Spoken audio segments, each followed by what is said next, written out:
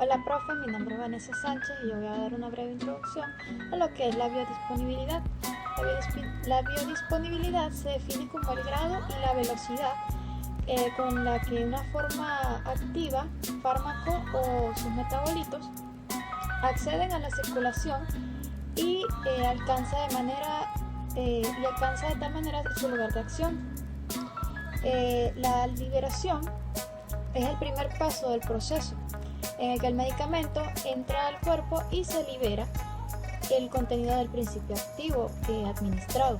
El fármaco debe separarse del vehículo o el excipiente con el que fue fabricado, y esto comprende de tres fases que son la desintegración, disgregación y disolución.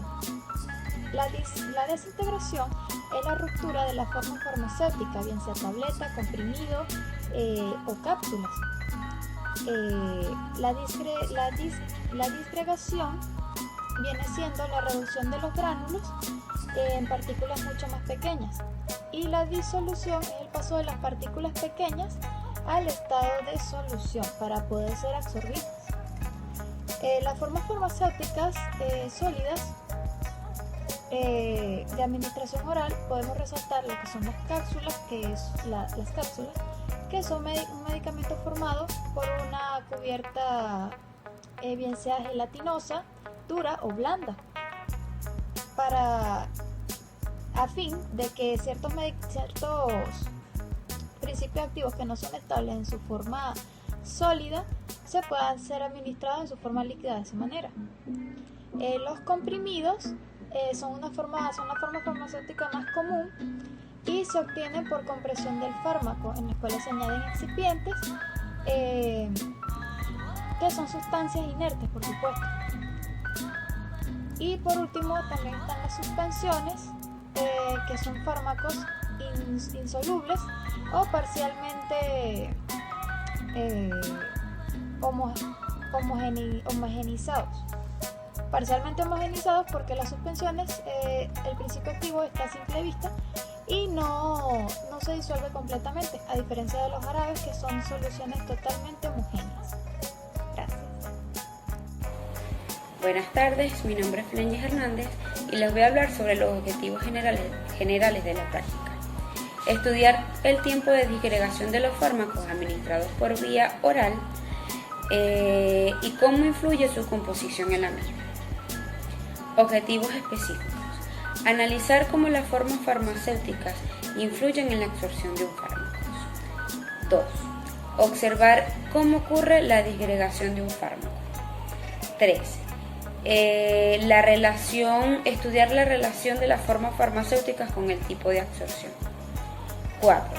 Identificar cómo influye la composición de la forma farmacéutica en la rapidez de absorción del principio activo. Y por último, identificar los factores que influyen la velocidad de absorción de un fármaco.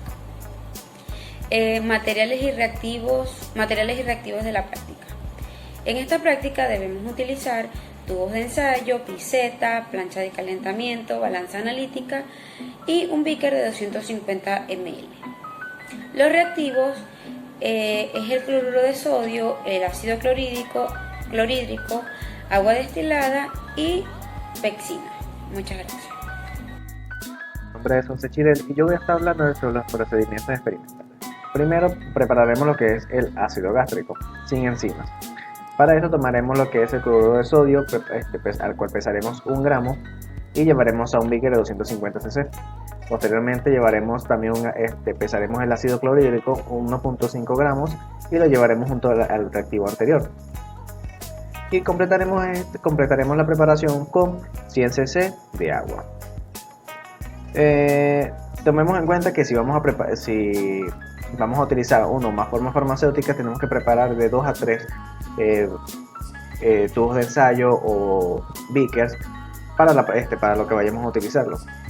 Ahora hablaremos sobre la preparación del ácido gástrico con enzimas. Al igual que la preparación anterior, utilizaremos esta vez 6 gramos de cloruro de sodio, el cual llevaremos un vaso de beaker. Agregaremos en esta ocasión pepsina 1.6 gramos Luego de esto agregaremos 3.5 gramos de ácido clorhídrico y completaremos la preparación con 100 cc de agua, el cual mezclaremos o agitaremos con una varilla de vidrio. Igualmente, como dije en la preparación anterior, si vamos a preparar o utilizar más de una forma farmacéutica, es bueno dividirlo en 2 o 3 preparaciones. Luego de todo esto llevaremos las preparaciones a un baño María, a una temperatura de 3.37 grados centígrados, la cual intentaremos mantener lo más posible. Posteriormente agregaremos lo que son las formas farmacéuticas que vayamos a utilizar, así sea una tableta, polvos, grajeas o lo que sea. Tomaremos el tiempo en el momento en que es incluida la forma farmacéutica y desde el momento que se toma hasta el momento en que es disuelta totalmente de la preparación. Eso sería todo por mi parte, muchísimas gracias. Buenos días, mi nombre es Chiquen Grisaces y yo les voy a hablar sobre la absorción de los medicamentos que se administran por vía oral. En esta vía el fármaco alcanza su objetivo tras su absorción gastrointestinal. Esta es la vía de administración menos predecible debido al metabolismo hepático, a la descomposición química y a la posible fijación de los alimentos. En esta vía la persona ingiere el medicamento, el cual llega al estómago e intestino por el tracto gastrointestinal y luego a través de la circulación portal llega hasta el hígado. Una vez que se encuentra en el hígado sucede el efecto del primer paso, que es un efecto metabólico que se desarrolla en esa zona. Y el fármaco no va a pasar directamente a la circulación sistémica, sino que se va a metabolizar en el hígado.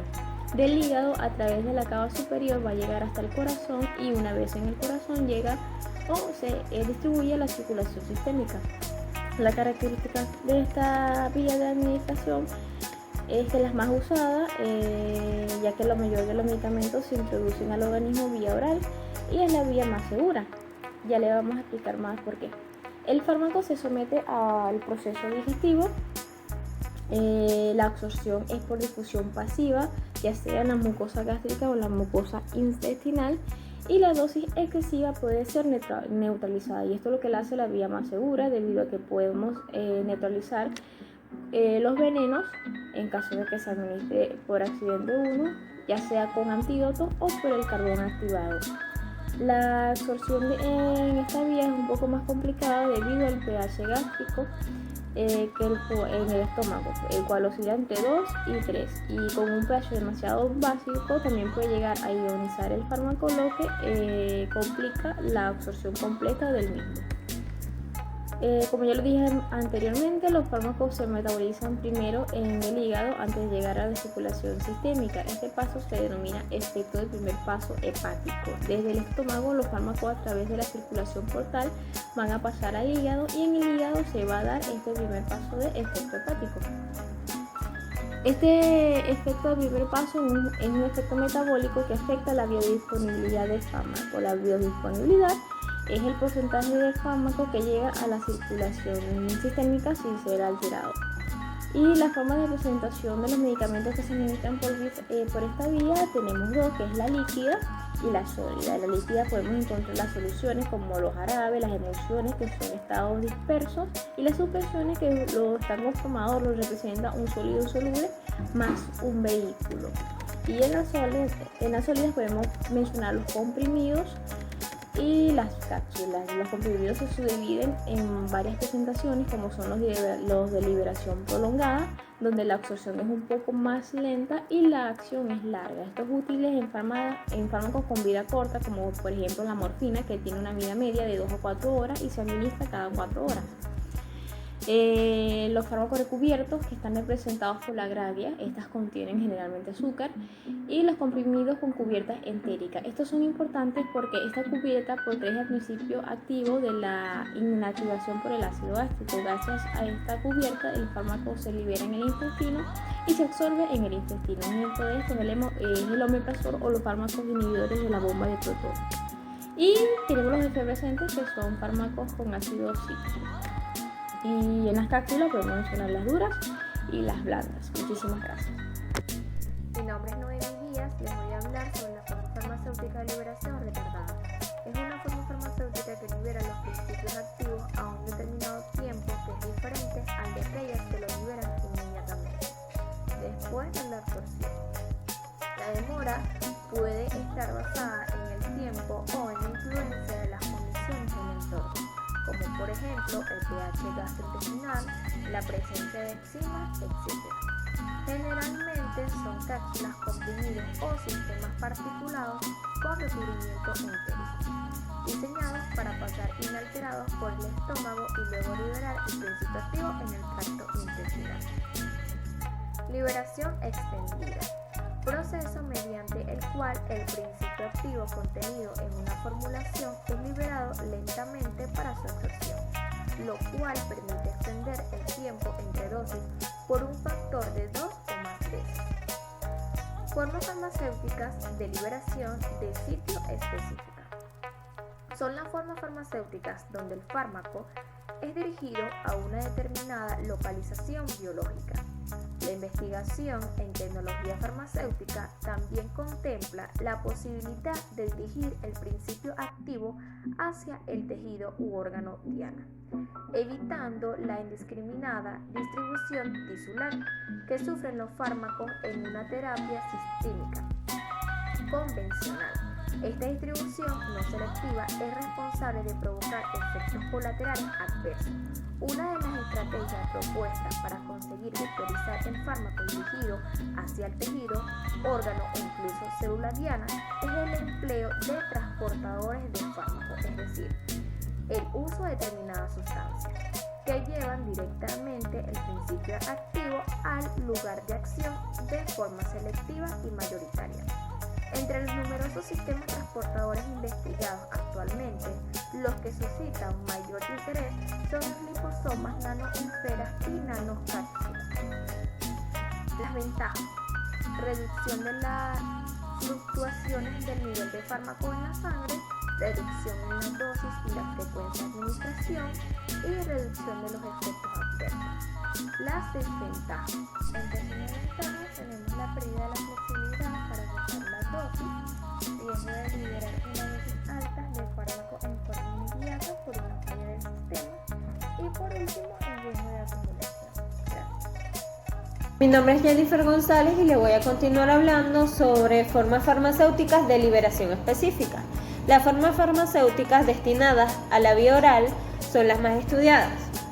Existen diferentes criterios para clasificarlas, según la vía de suministro, el mecanismo de liberación o de acuerdo con el sistema tecnológico utilizado. Según este último criterio, los principales sistemas pueden dividirse en monolíticos, sistemas de reservorio o controlados por membranas de bomba osmótica y de intercambio iónico. La primera es sistemas monolíticos. En los sistemas monolíticos, el fármaco se encuentra disperso homogéneamente en una matriz polimérica. Pueden dividirse en dos grupos según la naturaleza del polímero que forma parte de la matriz: matrices coloidales hidrofílicas y matrices lipídicas. Matrices coloidales hidrofílicas son aquellas en las que el fármaco se encuentra disperso en una matriz poliméricamente soluble. En contacto con el agua, los componentes hidrofílicos derivados de la celulosa, alcohol, gelatina, goma, etc., se hinchan y forman una capa que puede ser llamada hidrogel. A partir de su formación, la capa de hidrogel controla la difusión del agua hacia el interior y la difusión del fármaco, que previamente debe mojarse y disolverse hacia el exterior de la matriz. Por lo tanto, la velocidad de liberación del fármaco desde estos sistemas es controlada y por los procesos de difusión y erosión puede modularse. Por ejemplo, mediante una selección adecuada de mezclas de polímeros, matrices lipídicas y matrices poliméricas insolubles. Estas se caracterizan por estar constituidas por un esqueleto poroso, inerte e insolubles. Estos pueden ser grasas, ceras, polímeros insolubles, que lleve incorporado el principio activo y, si es necesario, también pueden ser sustancias solubles en agua, por ejemplo, cloruro de sodio, que al disolverse forman canales dentro de esta matriz. El principio activo se libera por difusión a través de la malla de capilares formados entre las partículas del polímero. La liberación del fármaco puede ser modificada por cambios en la porosidad y tortuosidad de la matriz. En segundo lugar, sistema de reservorio o de liberación controlada por una membrana. La parte del sistema que modifica la velocidad de liberación es una membrana a través de la cual el fármaco puede difundir. Esta membrana debe volverse permeable para permitir la salida del fármaco, por ejemplo, por hidratación con fluidos del tracto gastrointestinal. Cabe aclarar que las membranas poliméricas no están diseñadas para hincharse ni erosionarse. Para la vía oral, por ejemplo, el proceso de liberación consiste en las siguientes etapas. En primer lugar, el jugo gástrico o intestinal permea a través de la cubierta hacia el interior. En segundo lugar, el principio activo se disuelve y si existe una cantidad suficiente se alcanza la concentración de saturación. En tercer lugar, el principio activo disuelto difunde a través de la cubierta hacia el exterior. Y por último, mientras permanece la concentración a saturación del principio activo, su velocidad de liberación es constante. Posteriormente, la velocidad de liberación decrece exponencialmente. Básicamente, el agua entra y el fármaco sale. Sistema de bomba osmótica. El sistema de bomba osmótica está compuesto por un núcleo rodeado de una membrana semipermeable que tiene un orificio de 0,14 milímetros de diámetro. Su núcleo consta de dos capas, una donde está el contenido del fármaco y otra conteniendo el agente polimérico osmótico. El sistema opera bajo el principio de presión osmótica. Cuando se suministra la membrana semipermeable, permite la entrada de agua disolviendo o suspendiendo el fármaco que está en el interior. A medida que ingresa mayor cantidad de agua, la presión en la capa osmótica aumenta y esta fuerza o bombea la solución. En resumen, se requiere solo un proceso que es el de entrada de agua. La velocidad de liberación del fármaco puede alterarse por cambio del área superficial, ancho o composición de la membrana, o también cambio del diámetro del orificio. Generalmente se utilizan como materiales de membrana el alcohol, el poliuretano, el acetato de celulosa, etilcelulosa y el cloruro de polivinilo. Sistema de intercambio iónico. Los resinatos obtenidos por intercambio contra ion fármaco a partir de resinas de intercambio iónico aniónicas o catiónicas pueden ser comprimidos, recubiertos, encapsulados, combinados con otros polímeros o suspendidos en un vehículo acuoso. La liberación de los fármacos a partir de estos sistemas requiere la presencia de iones en solución. Por esta razón, no se pueden utilizar para administraciones transdérmicas, ópticas u oftalmológicas, debido a la escasa cantidad de iones presentes en estas vías de suministro. Las vías subcutáneas, intramuscular y oral, en cambio, son más apropiadas para el suministro de fármacos mediante este tipo de sistemas. Se sabe que un aumento en el grado de entrecruzamiento de la resina reduce la capacidad de hinchamiento del complejo resina-fármaco, lo que lleva a una disminución de la velocidad de disolución del fármaco. En velocidad de disolución del fármaco son el tamaño de la partícula de las resinas, las interacciones hidrofóbicas y la afinidad del fármaco por la resina. Gracias por su atención. Buenas tardes, mi nombre es Andy Marmote y continuando con la exposición les voy a hablar acerca del objetivo de la práctica en función al factor forma farmacéutica como influyente en el proceso de absorción. La absorción de un fármaco se inicia al pasar las moléculas del fármaco al torrente sanguíneo, hasta llegar al punto de administración en la sangre. Este proceso se lleva a cabo mediante las vías de administración que son oral, parenteral, oftálmica, transdérmica, inhalatoria, tópica, rectal, vaginal, sublingual, parenteral, entre otras. La absorción se va a realizar dependiendo, ya sea de forma rápida o lenta, dependiendo de la vía en la que se administre el fármaco. También se puede reducir o se puede limitar la absorción de un fármaco dependiendo de la forma farmacéutica en que se administra. La vía de absorción parenteral es aquella que influye o en la que influye la vía intramuscular, la intravesical, la intradérmica, que es la vía más segura, rápida, en la que la cantidad de dosis de medicamento va a llegar a la acción de manera rápida. En la absorción es importante la forma, ya que de esta va a depender el tiempo en que sea absorbido o liberado el fármaco en el organismo. En esta práctica fueron utilizadas las siguientes formas farmacéuticas: comprimidos, grajeas, cápsulas. Cada una de estas se desintegran de distintas maneras. Un ejemplo de desintegración de un fármaco tenemos una solución.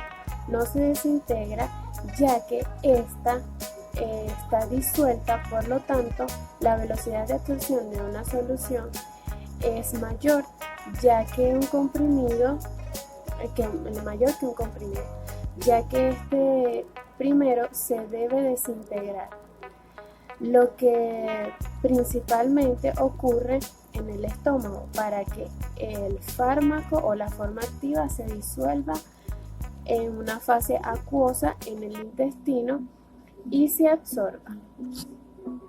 Ahora les hablaré acerca de cuál es la influencia de la composición de los fármacos de forma oral en el proceso de absorción de los fármacos. Los fármacos o las formas farmacéuticas por vías orales sólidas son muy comunes. Las más comunes son cápsulas y los comprimidos. Las cápsulas están protegidas por una cubierta normalmente gelatinosa o de gelatina y glicerina, dentro de las cuales se introduce un excipiente el excipiente y el fármaco. A continuación, algunos excipientes. Excipiente lubricante, que son lipídicos y por lo tanto repelen, y cuando son utilizados en grandes cantidades suelen disminuir la velocidad de la disolución y la absorción. Y agentes disgregantes se encargan de disminuir el tiempo de la disgregación, de la desintegración, y por lo tanto se aumenta la velocidad de la disolución y la absorción del fármaco. En la vía oral, el fármaco llega al organismo generalmente después de la deglución. Una vez en el estómago, se somete a las características de los jugos gástricos del mismo, que por su acidez favorecen mucho a la ionización del fármaco, lo que hace que la absorción sea más difícil.